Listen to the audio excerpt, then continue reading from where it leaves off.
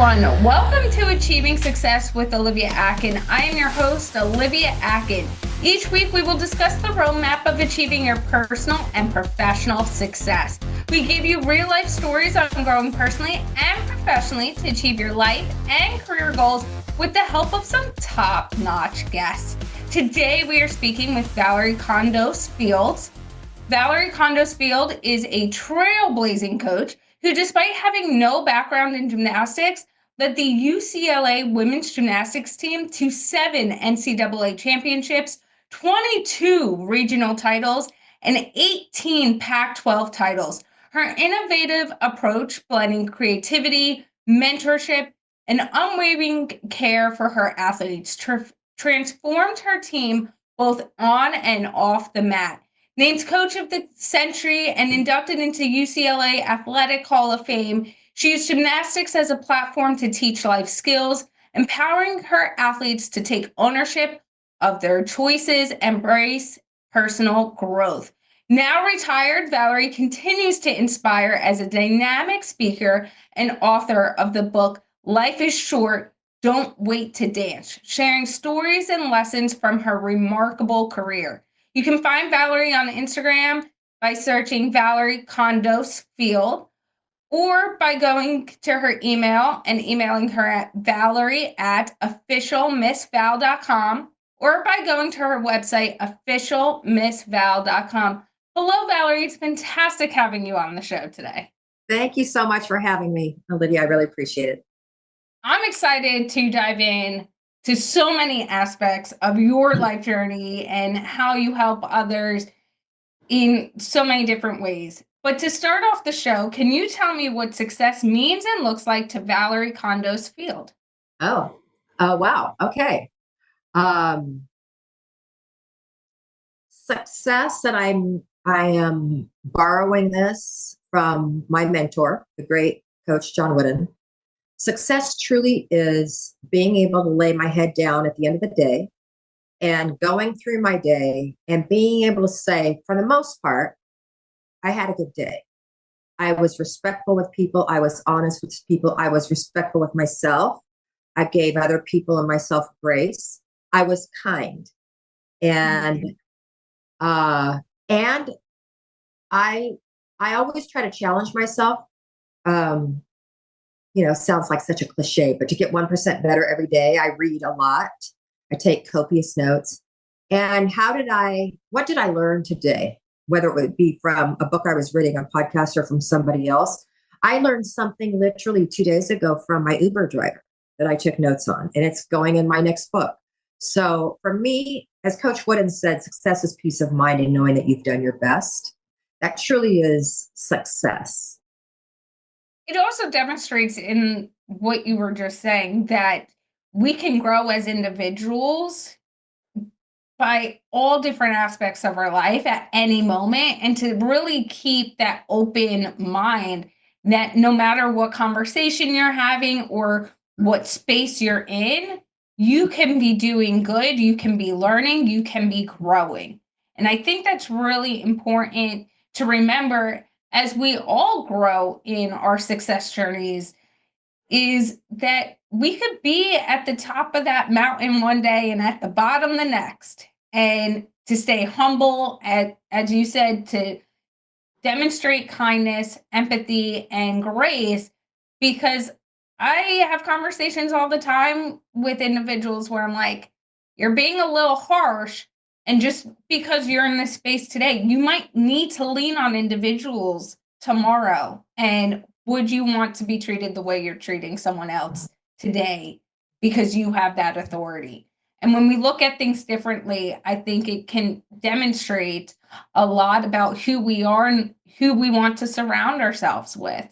And one thing you mentioned that I want to also highlight is the fact that you are continuously learning and growing and challenging yourself. I want to highlight that, challenging yourself, because like I mentioned in the introduction, you did not come from a gymnastics background. And your journey to becoming one of the most celebrated gymnastics coaches in NCAA history I'm going to announce that history is very unique, especially since you didn't come from that gymnastics background. Can you share what your background was before coaching at UCLA and how those experiences and skills, even challenges, helped shape your approach to coaching and ultimately preparing to lead a championship winning team, multiple championship winning teams? Yes, I think most people know by now that I was a ballerina. And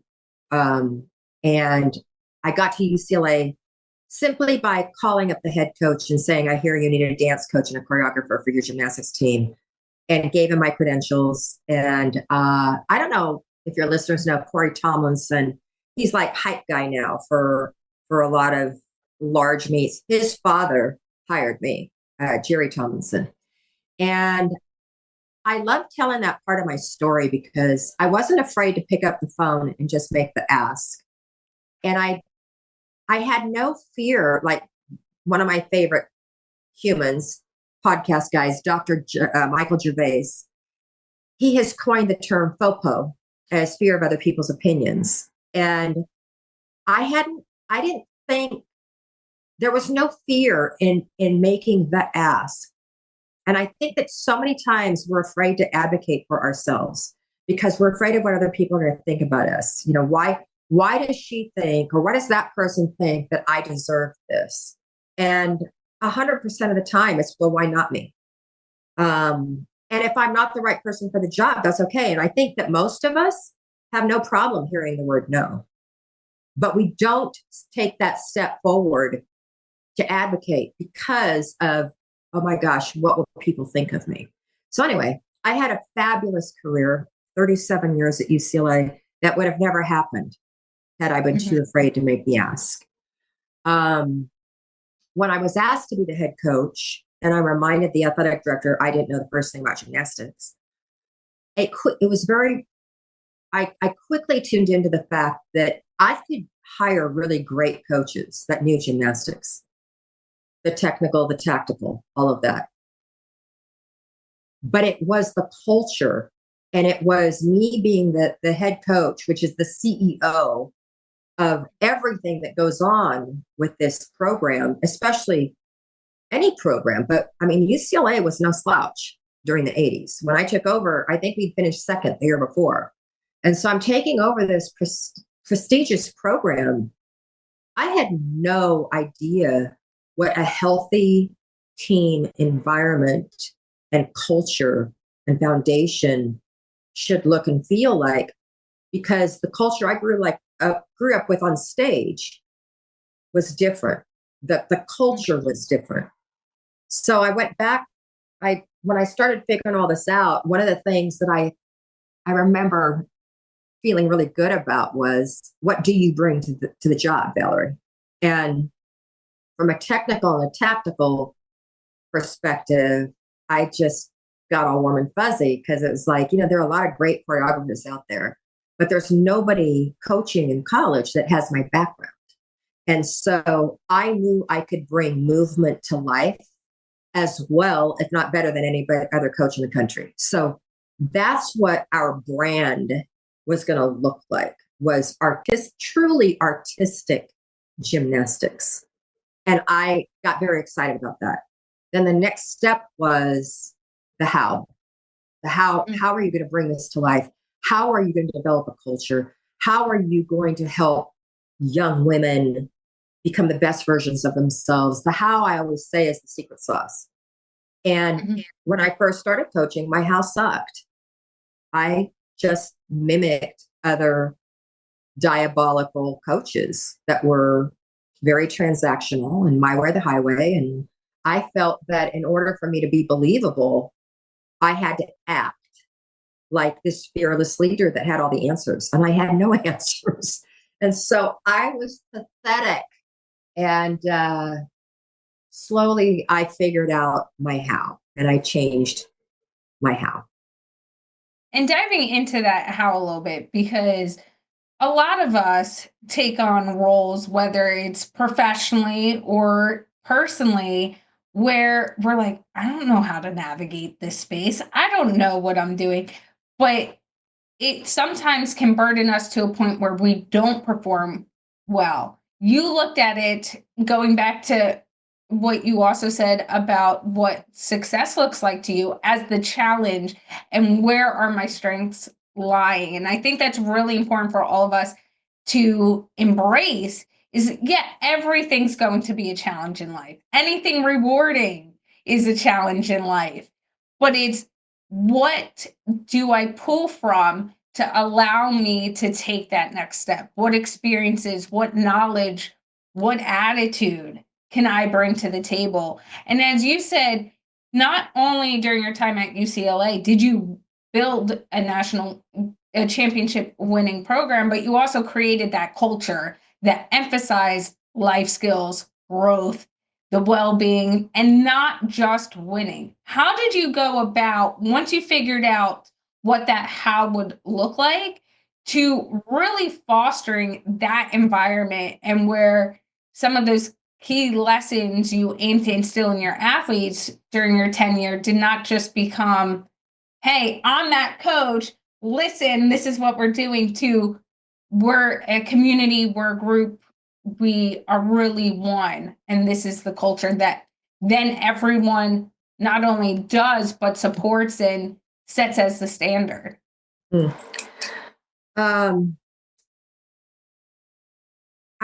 I had to do a deep dive into why was athletics important, because to me, athletics was all about winning, and coaches were hired to win. Coaches aren't hired to this day. Coaches aren't hired to be mentors or their best friends or a second mom or dad or whatever. Coaches are hired to win. And especially in a sport like gymnastics, where there's so much subjectivity to it. Early on, I heard control the controllables and don't waste energy on the things that are out of your control. And there's a lot, when you focus on winning, there is a lot out of your control, especially because we are being judged by human beings. And I know what it's like to win a national championship by the smallest margin. And I know what it's like to lose championships by a quarter of a tenth. And that could have been truly the deduction that the athlete took, or it could have been what the judge saw. And so I had to figure out, before the how, I had to figure out what was our goal. And that's when I realized that sport, including the ballet world that I grew up in, that level of athleticism teaches you, it teaches you rigor, it teaches you resilience, it teaches you courage, it teaches you how to shorten the distance between failure and recovery. It teaches you how to be a part of something greater than yourself. It teaches you all those things that you don't necessarily learn in a classroom, in a history or math. You learn that in sport. And something I just recently read, this is kind of like a little tangent, but one of the issues that our children are having growing up these days is that they are not experiencing unsupervised sport. And so I'm 65. When I wasn't in the ballet room, I was outside playing kickball and whatever. And as children, you make up the rules, you make up the games, you make up your teams, you argue with each other, you understand, and you start developing conflict resolution and all these things that children don't have now because they're getting put into team sports at such a young age. They have a coach or a parent telling them what to do all the time. And as soon as I read that, it was like this light bulb went off as to the disservice that we are doing for our children by thinking that if we get them ready by the age of 3 and on, that they're going to become an Olympian or get a D1 scholarship. Anyway, that's the commercial break. So we'll get back to what we're talking about. So after realizing all these amazing traits that athletes develop, I was like, oh my gosh, I'm going to develop champions in life through sport. And my classroom is going to be the gym. And I knew that because at UCLA, we could recruit talent. I knew that that would translate to winning. Mm-hmm. But I could absolutely guarantee and have control over the fact that we would feel successful. And so instead of focusing on, we talked about the very first day that we're all there. let's just talk about it. Let's just not pretend like winning's not important. Winning is really fun. And we're going to set our sights and we're going to do everything we can to win the national championship on April 22nd. Okay. Now let's put that up on the shelf. Now let's talk about what's 100% in our control. And 100% in our control is being able to leave the national championship without any regrets, to leave the conference championship without any regrets, to leave our very first meet. How are we going to prepare for our first meet and leave that day without any regrets? And you back it up, and we got down to every single day. Let's talk about what leaving the gym today with no regrets is going to look like. And I correlated all of those fabulous characteristics as to being the same characteristics that superheroes have, because superheroes don't go jump over tall buildings for bragging rights. They do it to help society. And I wanted to use this sport to develop these young women into superheroes that once they graduate and they're out of the sport, they're still having a powerful impact on our world. So that was what I wanted to do. Why was it important? And I just explained that. And then the how. And the how became a more and every year, more of an understanding the power, not the power, that's a horrible word, the importance of relationships.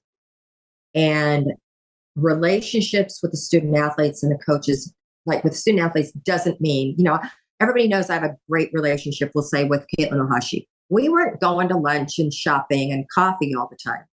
It simply was, I made a point of never talking with her about gymnastics outside of the gym, because I wanted her to know I valued her as a human first, that had many facets to Caitlin Ohashi besides gymnastics. And if she wanted to talk about gymnastics outside the gym, we could, but I wasn't going to bring it up. And then I just, through our sports psychologist, Dr. Parham, that we had, we had him the entire time I was at UCLA. He imparted on all of us, not just the coaches, but on the student athletes as well, the importance of practicing intentional listening. And he put up on the board, the Grease board, the word listen. And then he said, the secret to really, truly being a great listener is when you rearrange the letters on the board, what does it spell? And I have to admit, I'm a savant at Wordle. So I got this right off the bat. And it spells, when you rearrange the letters, it spells listen, it spells silent. And the whole room just kind of went, oh my gosh, that's so cool. And it just hit me that most of us, to this day, when someone is speaking, most of us are thinking about what we want to say when that person stops talking. And especially when you're trying to develop a relationship with someone, the greatest gift you can give them is to shut up and listen. And not just with your ears, but with all of your senses, especially your eyes. Because we've all been in the point, we've all experienced when someone either asks us or we ask them, how you doing? And we say, I'm fine. But you can tell, if you were just listening audibly, you'd go, okay, they're fine. But when you're using your eyes to listen, you can see, oh, they're not fine. And then you can start developing that compassion in relationships. So the athletes that I did not have a connection with, the athletes that would, if you interview them today, they're going to say, yeah, I'm not a Miss Belham. I didn't have a relationship with them. And going back, I would have tried different techniques that I've learned since I retired. And it's interesting. There's a few things I want to touch upon, and I feel like so many directions we could go with the amazing things you just said. Because one, I 100% relate. I think I evaluated the aspect of listening and being silent when I was a junior in college, and I was in a sorority. as well as involved in sports. And the seniors at the end of every year get up and give some speeches of what they took away from their time being in the sorority, being on campus, everything they were involved in. And I remember my junior year, someone who was going into the Peace Corps brought up that the biggest thing she had grown in her time being on campus and everything was the power of listening, and that sometimes we need to give 5 seconds to allow the time to listen to someone, break for 5 seconds, and then respond, so that we can all have that habit over time of being present when someone else is speaking, and just instead of preparing your answer or preparing that question or argument, right? In arguments, we all get hot and we're like, oh no, I know what I'm going to come back to you with. And so sometimes when we give that grace, and when she said that, my mind was like, oh yeah, I'm a talker. This is something I gotta start being mindful of. So now, even when I get super excited about something, I'm like, oh, let's go. I'm ready to jump in, go back with it. I just take a breath, and it allows me to remember, okay, yeah, but there could be something interesting or a different way of going, and even translate that into podcasting and where we are right now. You said I prep for every show, but I know you're going to say something to me that needs to be highlighted, that is really important, or a different perspective on things that by listening, I know I could go off script. And it's actually funny because I listened to one of Honda's from the Today Show and her different shows. She just recently left the Today Show, and she said her biggest growth in her career was learning how to listen, because when she started, I think it was on 60 Minutes, she was so prepped with the questions that she didn't know how to handle when someone gave her something interesting or said something unexpected. And she realized that translated into every aspect of her life. And I think that's important. The other thing, I want to go back to the commercial break that you took for a minute, because what I'm also seeing in coaching and athletics in general from that young age right now is everyone has to come up out being a winner. And how do you think that is a something that's going to shape the culture of sports, but also shape what people are doing outside of sports by saying, okay, yeah, we're all winners. You all won at this, and not demonstrating, to part of your point you made earlier, that it's important to set goals, to understand where you want to be, but also understand how to be a leader in moments of failure as well, and use those as lessons. Well, the truth is that we don't grow. There's no growth when you're winning and succeeding and all of that. It's fun, but the growth happens in the struggle. What you learn is you learn that, and I don't believe in the word failure. And that's a whole other topic we can talk about. But I don't know another word to use. I mean, failure just has such a punch that I still use it, but I don't believe in it.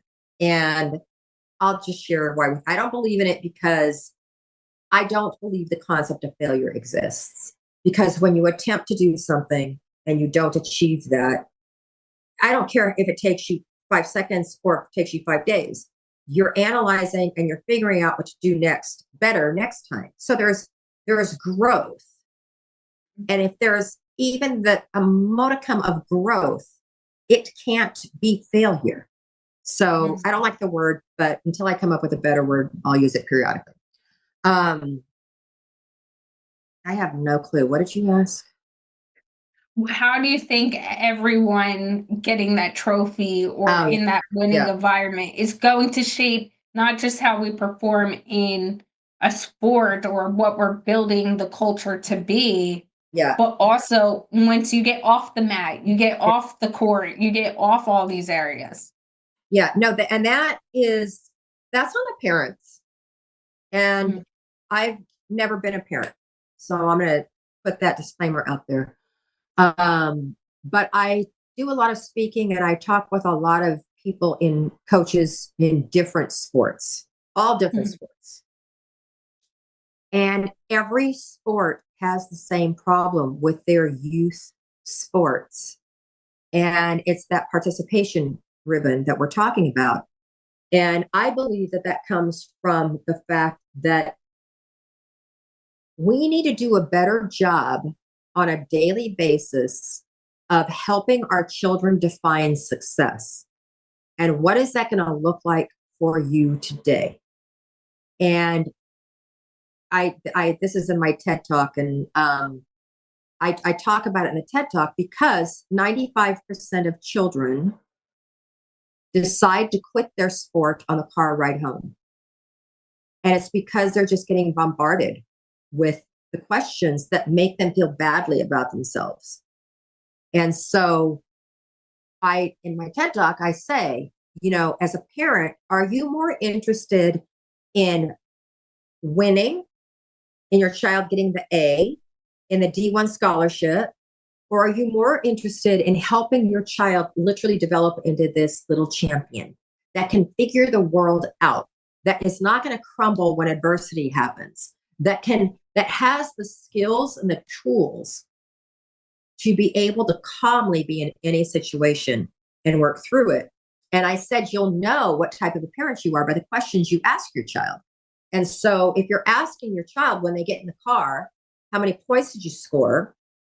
Or if it's about school, what grade did you get? If there's a finite answer to what you're asking, you're not interested in helping them develop into a champion. And instead, ask your children about the process. Okay, tell me, what did you learn today? All right, what's the thing about the sport that you actually absolutely can't stand? And it's usually conditioning. Okay, how about if our goal today, like when you're dropping them off, how about if the goal today is that you go through the conditioning or the running or whatever it is, and you give maximum effort with a great attitude. And so when you come back in the car today, that's all we're going to discuss, your effort and your attitude. So after my TED Talk, this woman came up to me and she happened to be Asian and she was lovely. And she said, I am a self-proclaimed tiger mom. And I said, well, you're the one that said it. I didn't say it. Okay. And she said, when you were saying, do you ask your children if they get an A? Did they win? How many points did you score? She said, I was nodding my head up and down because that is exactly what I asked my children because I was so proud of myself. And she said, and then you went on and I realized I'm not supposed to be asking those questions. And I said, well, please hear me out. It's not that you're not supposed to be. It's just, what is your end goal with your child? And if you want your child just to be a nervous wreck because they're not achieving all these goals every second that they're out there, and that's going to develop stress and it's going to develop all these other things, then keep doing that. But if you want to help your child develop in a more healthy, strong, self-control, self-respect, self-love type of a human, then you may want to change your questions. And she was wonderful. She goes, I can't wait to go home and share this with my kids. I was like, that is awesome. Go Tiger Mom. Yeah. So I don't believe in the participation ribbon. I believe in helping our children be gracious and humble when they win and when they lose. I believe in helping our children help them not feel less than simply because they didn't win. You're not less than. And let's not focus on how you're going to win, especially in gymnastics, because we talked about the whole judges thing. Let's talk about how you're going to finish that competition just feeling great about yourself, regardless of what your scores are or how many falls you have. And that being said, and focusing on talks and going and speaking and impacting others in that manner, after you retired, you now heavily focus on giving talks and really helping the next generation of coaches, athletes, individuals who aren't coaches or athletes as well, make that impact and really empower others in that healthy environment. What was it like for you when you did start giving talks and realizing that that girl who, that child, that teen, that adult that did ballet and then became a coach and had the experiences with coaches up to the point you got to be the coach, was that we're going to win? It was very structured. This is all we're focusing on. Now coming out of sports and talking, what was it like still hearing that coaching is very much like that? And how do you try to address it where whether you are a coach or you are an athlete or you are an individual who's on any form of team, you don't have to be as rigored and demanding. And it is about building that culture. Mm-hmm. Well, any effective leader is a reader. You're not going to find anybody in history that has been a truly strong and effective leader that doesn't read, that doesn't learn, that is not a consistent learner. And you can open any leadership book, anything, and they all say the same thing. And it's all about, like, I have synthesized this down to what's important, why is it important, and then how am I going to do it? And being consistent with that is, like, people think the word integrity means you're always doing the right thing. That's not, I don't believe that that's really the real meaning of the word. The word integrity means take time to assess what your moral foundation is, what your why is. And then are your actions in alignment with that? And I think as a coach, what I experienced was I could have tremendous integrity during the week, during practice and all that. But something clicks when you get it on the competition floor and you just want to win. I mean, it is like all that warm and fuzzy stuff goes out the window. So that is really where I think I grew the most, was being able to continuously hit that reset button for myself on the competition floor. That don't, like I tell this, it's like walk your talk, Valorie. I tell the student athletes, don't look at the scores. I tell the student athletes to stay in the Bruin bubble. When the Bruin bubble is everything we can control. Starts with our attitude and our effort. And so it's like walk your talk. And when you're in a competition, if I need to see a score, I will look up for it, or I'll ask my assistant coach or my SID.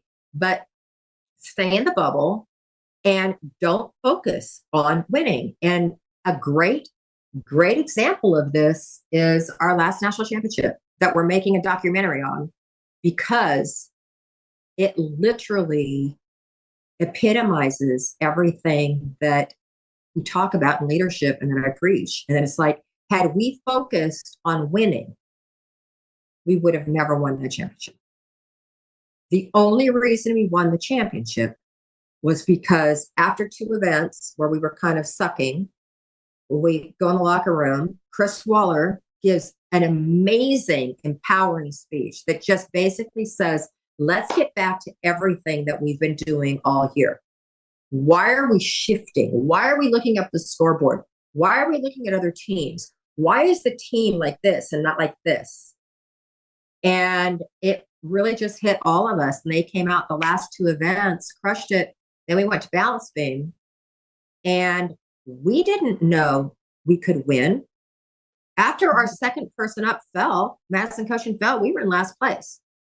And the student athletes, they literally, like, I've done so many interviews with them because we are doing a documentary on this.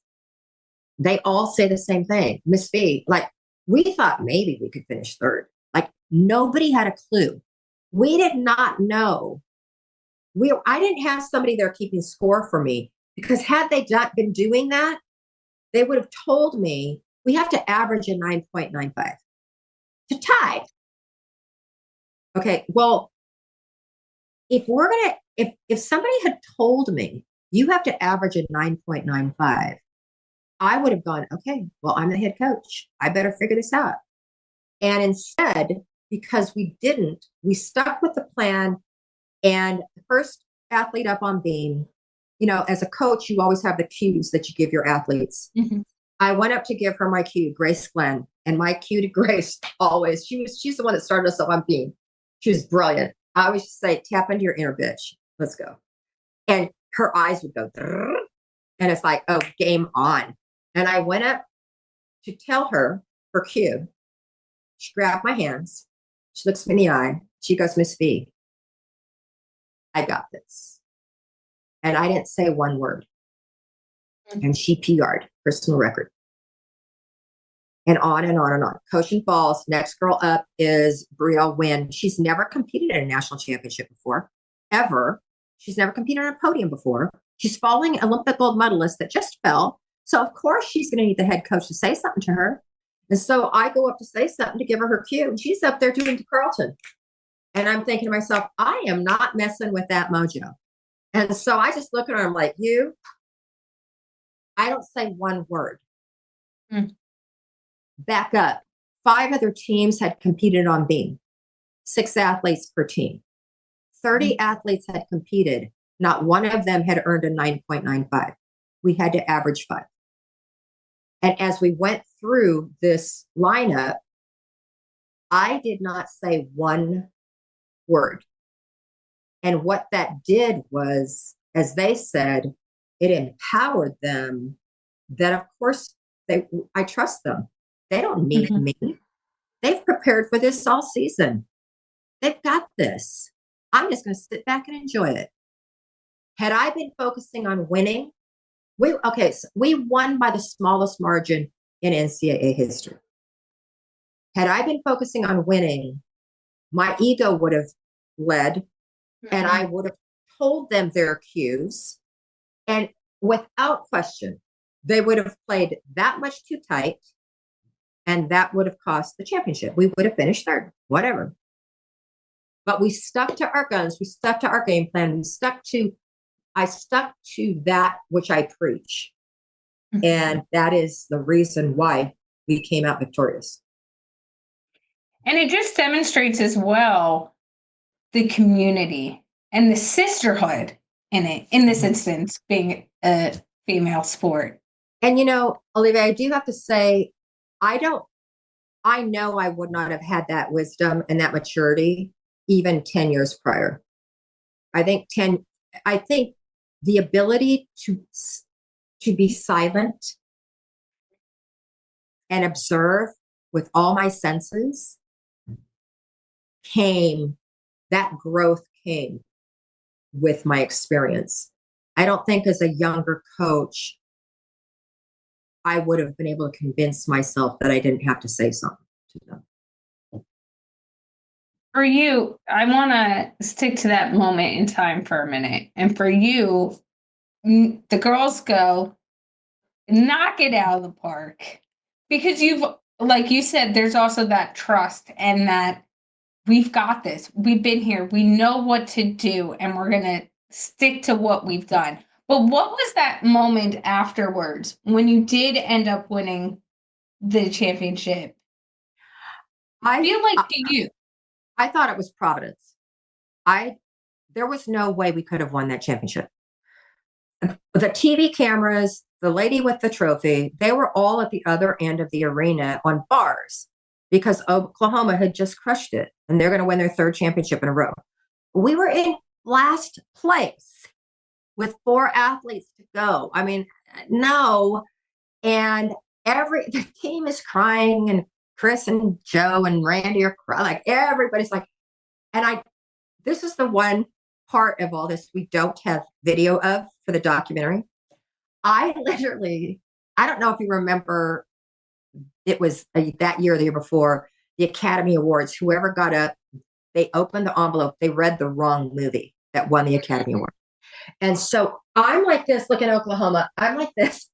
And they're all crying and everybody's cheering.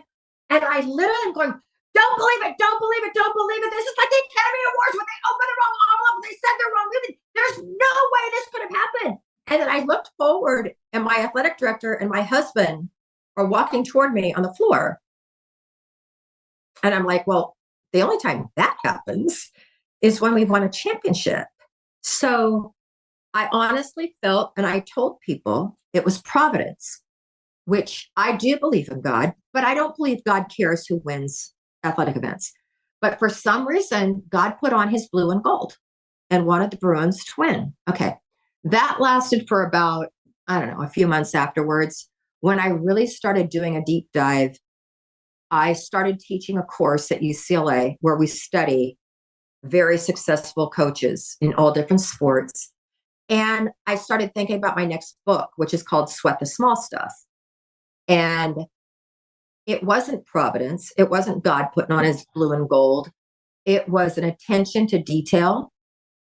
It was explaining how we were going to move forward as a team from September 7th, when we all, our very first team meeting, how we were going to treat each other, what that accountability was going to look like, how you were going to hold each other accountable.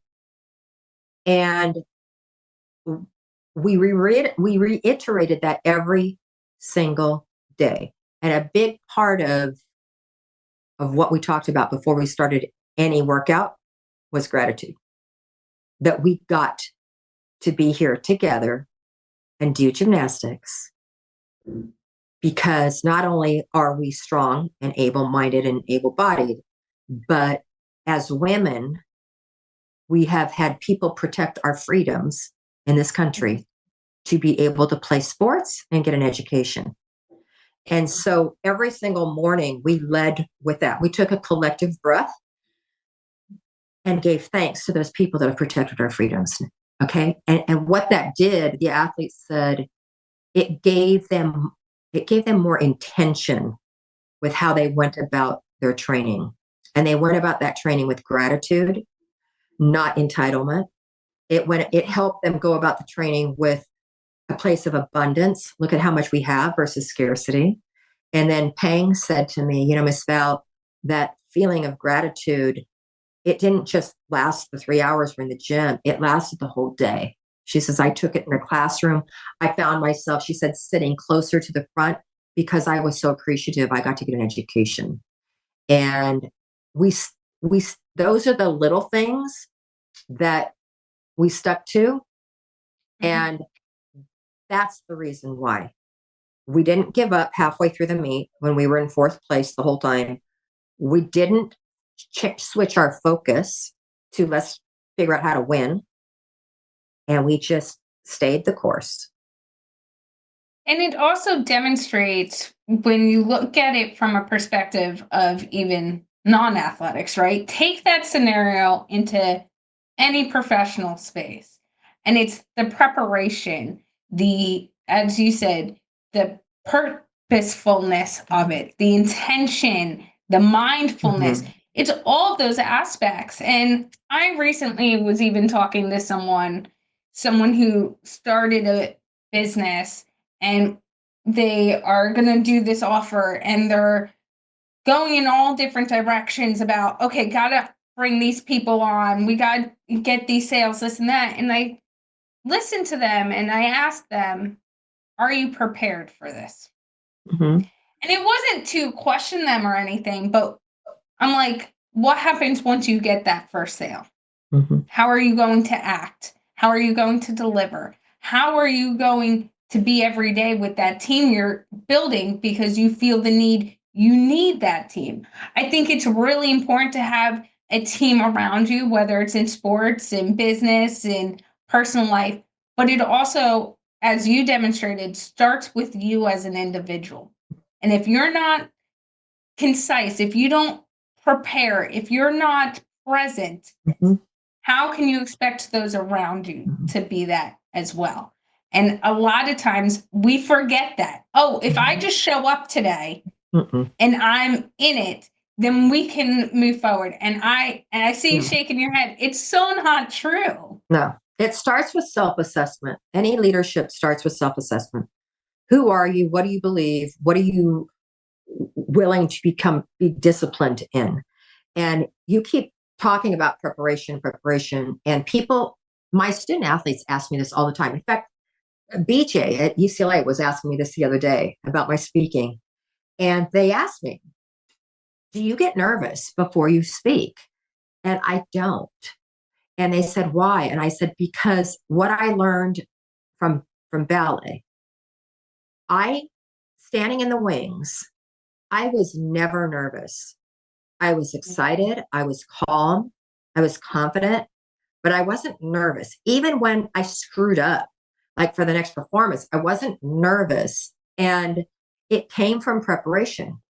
I prepared mentally, emotionally, and physically so that when I was standing in the wings, I was calm. And that was like going back to what I said earlier when I said, what do I bring to the table as far as artistic gymnastics? I knew I could train our athletes to be calm and confident when that judge salutes them. And we know now a big part of it is just reframing.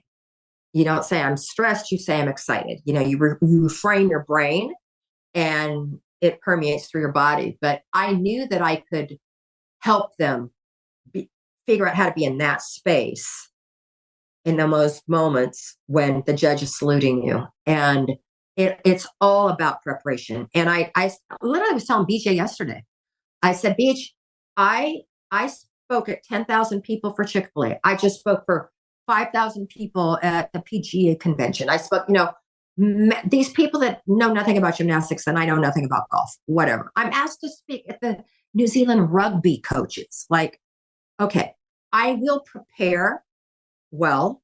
I will do my homework. I will prepare. And then I practice in front of the mirror. I literally practice in my bathroom in front of the mirror.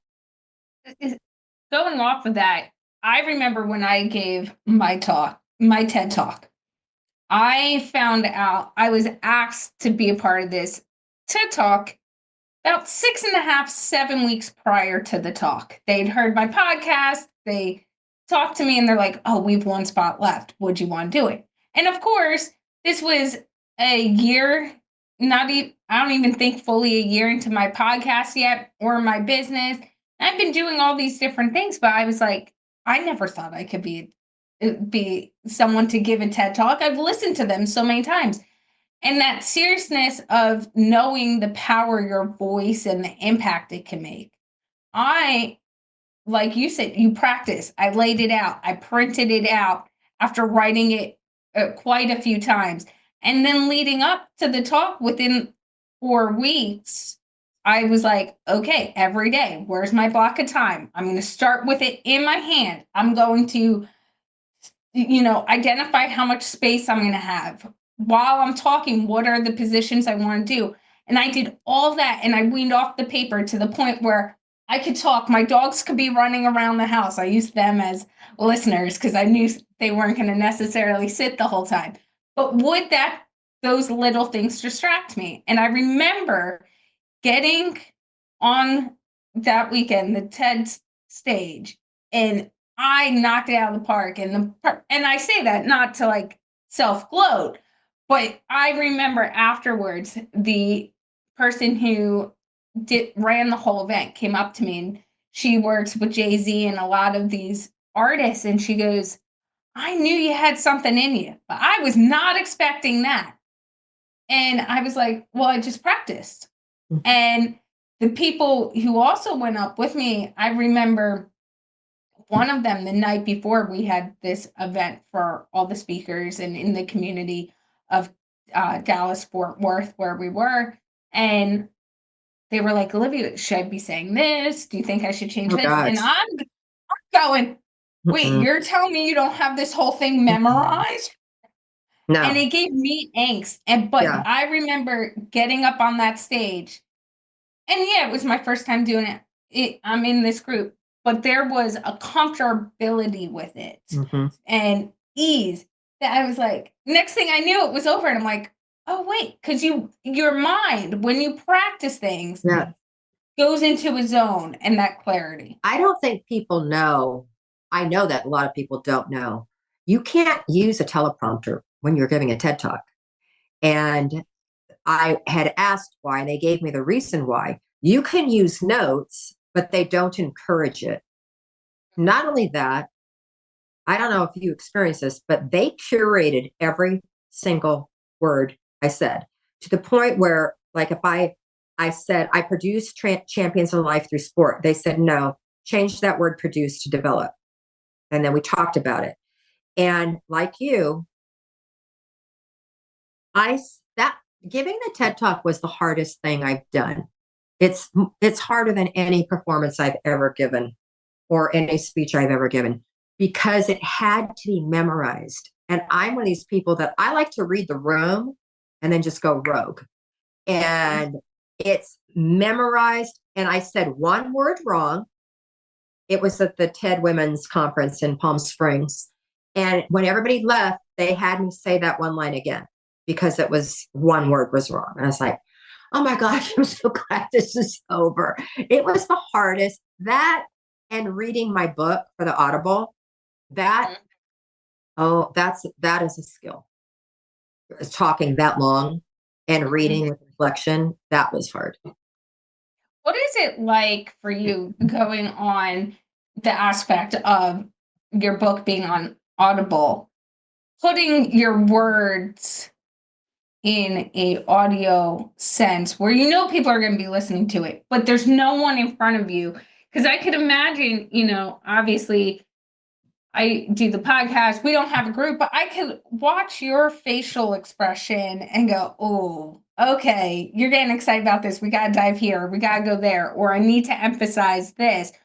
When you're reading something, especially when it's for hours on end, you sometimes lose that momentum. Yep. So how did you keep that momentum going? I kept telling myself that this was a skill that I needed to develop, and I had a very short time to develop it because I was just in the studio, I think 2 days. I think it was 8 hours each day. But I kept thinking about how actors feel when they voice over animated film. And I'm like, well, this is basically what I'm doing. I'm in a studio and I'm telling a story.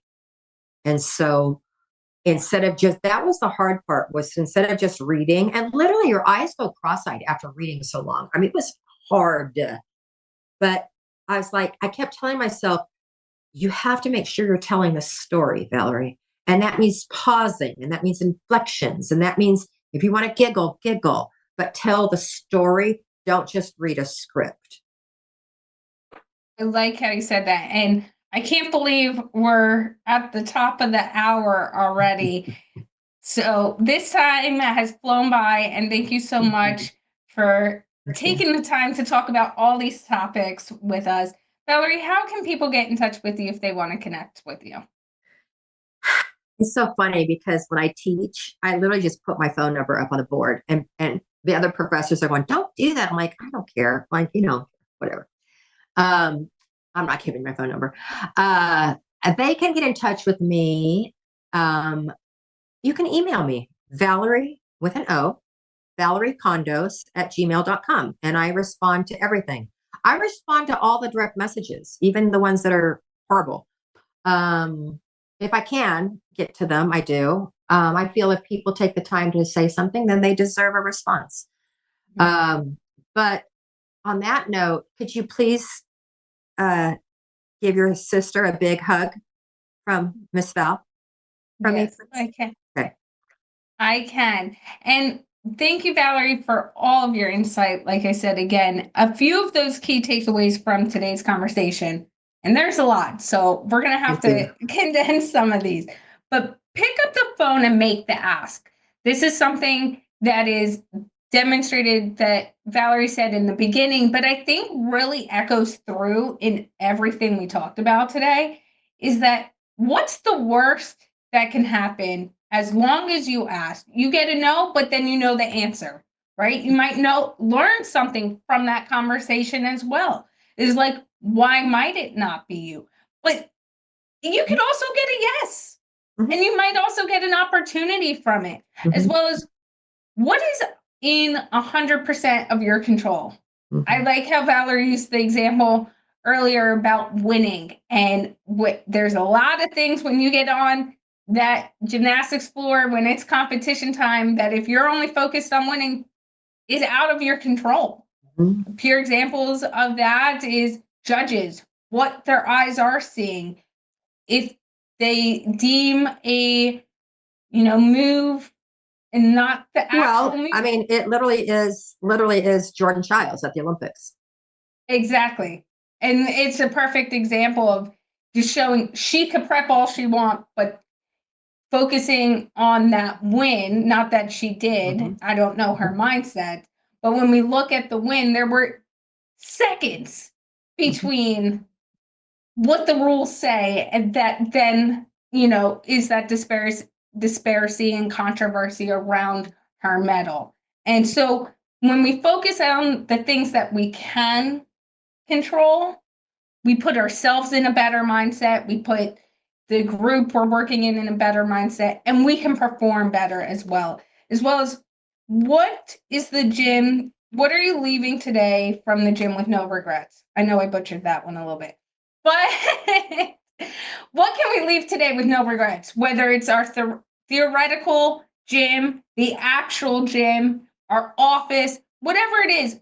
Are you walking out of there with no regrets? And I use that example a lot, is as long as I put my head on the pillow at the end of the day and I'm okay with the decisions, then I am good. And I know you reiterated that and showed that example in so many things, and even a lot of your stories, that regret can be the biggest killer of what we're doing. And so as long as you can have the mindset of, I'm not going to regret this, or I'm going to be okay with this decision, that is a big piece of the puzzle. As well as practice intentional listening, the silent, rearrange that word and be silent sometimes, because in the moments of being silent, when you're listening to another person or a group of people, you can learn a lot.